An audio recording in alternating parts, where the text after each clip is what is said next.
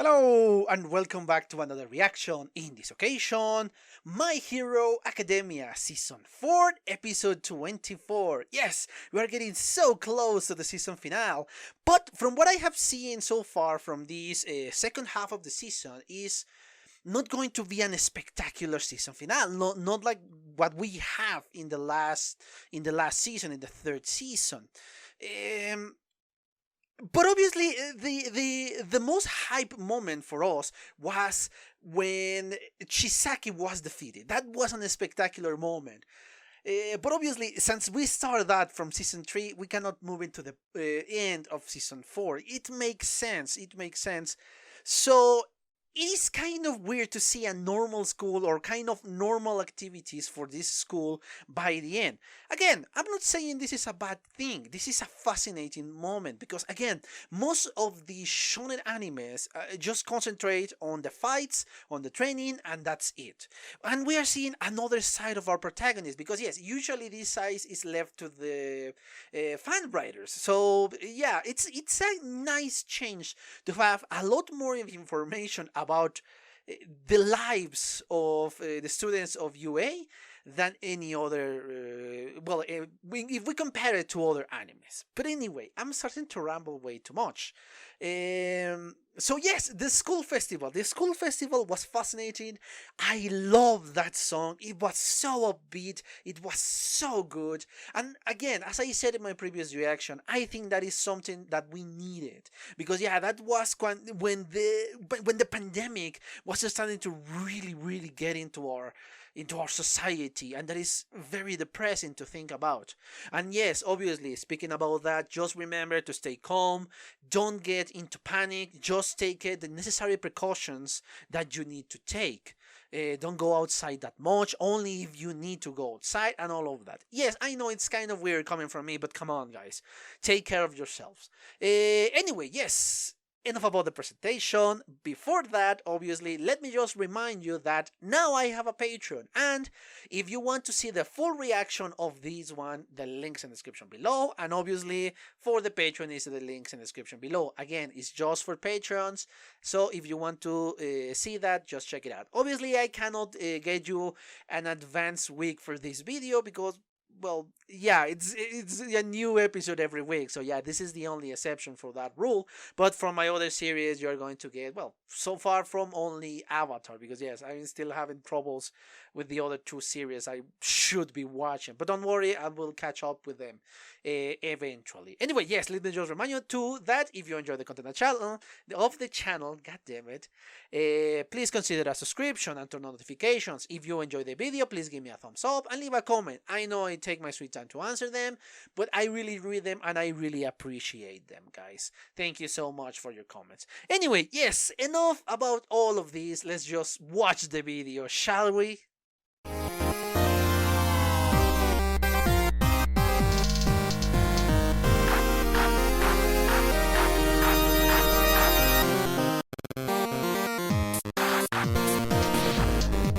Okay, I'm back. I just watched a second time the 24th episode of the series. Honestly, the episode is not that... It doesn't have many twists and turns until the end, obviously. In the end, it's just when everything goes to fucking shit, man. Yes, that is the moment, the most important moment of the episode, like the last 5 or 6 minutes of it. But in general, it was a very chill episode. Obviously, we got to see the destiny of Eri, in which, in this case, is obviously to get kind of adopted by Aizawa, and that is what my comment came from. That's Sawa, because yes, Aizawa is a very protective person. When he cares for somebody, he's very protective. And we have seen this before, from season 1 of the series, when he protected his entire class. So yes, he is very protective. He wants to take care of all his children. But now they went full on it and they gave him a child, in this case, Eri. Yeah, Eri deserved this, because she doesn't deserve to be in an orphanage, because come on, that will be the worst destiny for this child that just recently discovered the power of a smile. He was smiling back then. So yes, it will be terrible for her. She just end up in one of those places. Because even if you like it or not, it's not the best place to be. You need the loving care of a parent or somebody that is close to you, so you can really develop well yourself.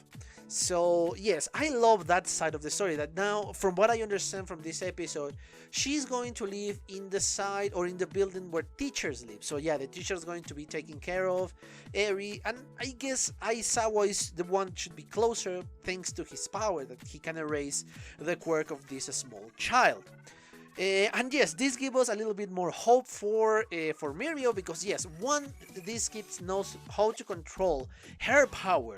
She could actually reverse time, well, reverse the damage that the bullet did, and Mirio could get back his power. So probably it's going to happen, hopefully it's going to happen. I don't know if it's going to happen within the existence of the show, of the entire manga, I mean, or it's just going to be mentioned in the end of the manga, that, like, I don't know, 10 or 20 years after the fact, or the final chapter of the manga, we're going to mention, oh yes, Mirio became a great hero, and thanks to Eric he recovered his quirk, or something along those lines. Hopefully that is going to be, or perhaps we're going to see something else. I don't know, I still don't know, and I guess I'm way too ahead of that. So yes, we're going to see a cute child there with a happier life. But that is not the only one we saw. We actually saw Kota, which is obviously still kind of shy, let's say, kind of pretending he doesn't care. That, oh yes, I don't care. When the Pussycats went to visit Class 1A, said, oh, I don't care. Even with Midoriya, I said, oh, thank you for the letter. I really appreciate that. But in the end, yeah, he obviously admires Deku a lot, because oh, my shoes needs to be red, and I love it. That is adorable, and I love the little smile in the end. Obviously, this brings a lot more, especially with All for One. When the information say, okay, I just steal the quirk because it's kind of an old habit of me, but I can give you back if you let me use my powers. Obviously, that is a terrible idea. That guy is way too powerful to be just even give it a second of a chance for him to be released, because if he releases all his powers, only All Might could be able to defeat him, and he can no longer do that. And Midoriya is not in that point in which he could face freaking All for One, so it's understandable. It's a shame for Ragdoll that she is now going to be only using the well, she's just going to be used for like an office lady, so terrible in that case. But I think she understands, and I guess for her attitude, my guess that she already accepted that she went to therapy and all of that jazz. So perhaps it's not as bad as I want to make it be. I don't know. There are so many things I want to say about it. Now, let's speak about the Hero Billboard chart Japan. Obviously, this implies that other countries have their own Billboard chart. So yes, every single country, I guess they have their own charts, and yeah, the heroes are trying to work out in the rest of the world. But this is interesting, and this is something I was speaking about. This is not just according to the incidents that they resolve, it's not just according to the hero work they do, but it's according to their popularity charts. So if we combine these two aspects, that's what we have, the results that we're going to see, all that we watch actually. Obviously, thanks to the forced retirement of All Might, other people have a better chance to become #1 hero. Because with him, I guess he had all. The incidents resolve, the power that, well, is All Might, and obviously the popularity chart. So he has all the aspects. He was #1 in every single aspect. And nobody could compete with that, because he was All Might. He was the symbol of peace. He was everything. And according, or what I assume, for the people, he was more than life. He was just so great and so brilliant that nobody could outshine him. And even in this episode, we saw that, how he is portrayed by other heroes, even other heroes that doesn't admire him, that he is portrayed as this shining beacon of light, this this amazing symbol that everything is going to be alright. The symbol of light, the symbol of peace, the symbol of everything that is good, the symbol of heroism. So yeah, I love that little aspect there. But obviously, thanks to his retirement, now we have different heroes or different hero chart. In number 10, we have Ryukyu. Honestly, I think she deserves to be above, but obviously she thinks otherwise. She believes that the people that died there were her own fault because of her inaction, I guess. Then we have Yotio Musha, the samurai hero. I don't know if his name is a pun because we have seen that before. If you know that, please let me know. Then we have Wash, which is literally a washing machine. I don't know what the fuck is that doing there, but sure, whatever, man. Now we have Kamui Woods, and there is something interesting with him. With his position, that at the beginning it looks like Mountain Lady was maturing because she was, oh yes, I'm glad for my power, I'm glad for this and that. But no, in the end, oh no, why is not me? So yeah, she is not mature that much, at least not in her personal life. For the press, she is mature. And yes, there is a rumor that they are dating, and I mean Kamui Goods and Mountain Lady. I know how true is that, but that is a cute idea. Then we have Cross, which is kind of the Kirishima, very manly hero. Perhaps another admirer of Chrisman Red. I was trying to Chrisman. Yeah, I think it's Chrisman Red. Then we have Mirko, which is the bunny-like hero with the long ears and all that. And this is a hero we have met before. We saw her little pictures when she was playing, I think it was volleyball, if I'm not mistaken.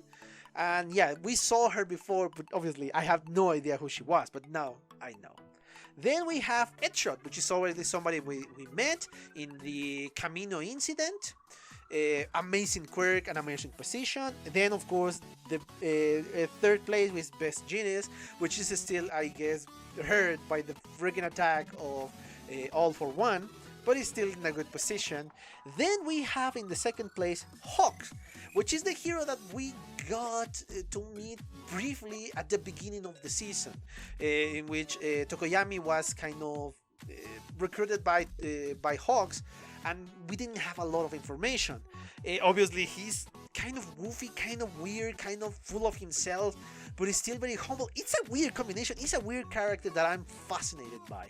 And obviously, we have in the first place Endeavor for the first time since his entire career. But obviously, you need to get out. You need to move out All Might for him to reach. And I love the fact that he's still just number one just because All Might is not there. Yeah, I still don't like Endeavor. He's still a fucking bastard. He's still an asshole. And I don't care. He's trying to change, yes. But as I said before, the only way he can redeem himself is by sacrificing himself, trying to save one member or all the members of his family. That is the only way I will consider him full redeemed. I still think he's a fucking asshole, and I doubt anything will make me change that. Perhaps he's going to soften the punch for me, but he's a fucking asshole, and the only the way he was going to be redeemed is what I said before. But this is interesting too, because obviously we have the, I guess, kind of the average that thanks to the incidents and thanks to the popularity, these are the rankings. But if we go by popularity, in first place is Vesginis thanks to the Camino incidents. In second, again, is Hawks. Then we have Edshot in third place. And then in fourth place is Endeavor, and the rest are not mentioned. I think this is interesting. He's still not popular enough. So again, it's not the same first place just as All Might. And I'm so glad for that fact. Yes, I don't care. I fucking hate Endeavor. He's a fucking asshole. I can admit when he's cool, but I still think he's a fucking douchebag. Moving on. I love the little detail in how Hawks is just moving after this chart, how he's casually rescuing a lot of people, he is, well, animals, helping people and all of that. He's very casual about that and how people admire that side of him. But when Endeavor tried to change his attitude, he's not received that well by his hardcore fans, let's say. So again, this is very satisfactory for me because what I said before, I'm not going to repeat it a third time.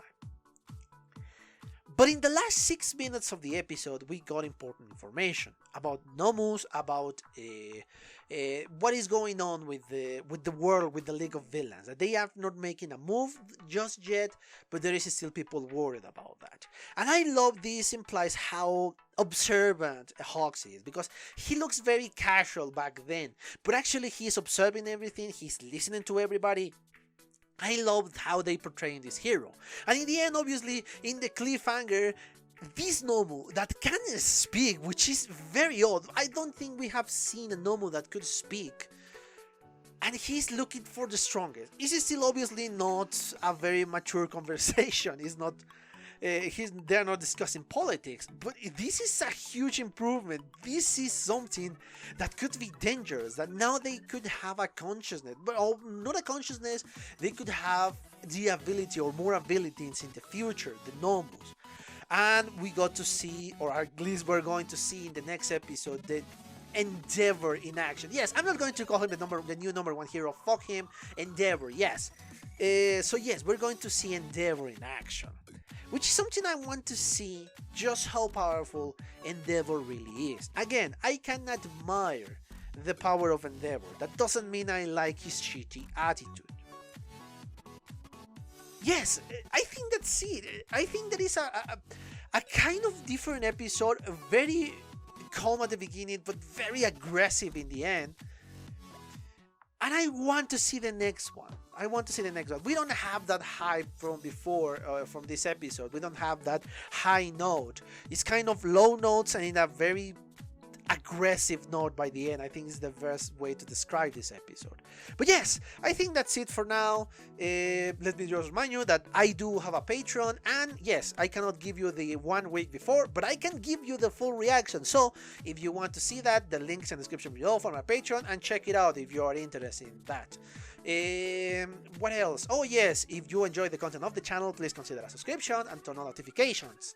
If you enjoyed the video, please give me a thumbs up and leave a comment. Again, I know I take my sweet time responding to those comments, but I really read them and I really appreciate them, guys. And once again, stay safe in this pandemic. It's important to take care of yourself. Please don't spread this. If you got symptoms, please go to your doctor so you can get treated. Hopefully it's not going to be this COVID-19, but in case it is, let's better check it out before anything bad happens to you guys. So yes, take care of yourselves, and yes, hopefully this entertain you in these terrible moments, guys. I'm not pretending to be somebody that is going to save you, but hopefully I'm going to give you some entertainment here and there. Anyway, yes, enough about this. Thank you for your attention, and well, see you on the next one. Bye. Okay guys, I hope you enjoyed that video, and if you did, give it a like so the algorithm from YouTube will help me out. And check my other videos, share them, and also why not subscribe to my channel and join this community. And as always, I want to thank you for your attention, your likes, and even your dislikes, your comments, which is something I always look forward to read. And yeah, once more, thanks and see you on the next one.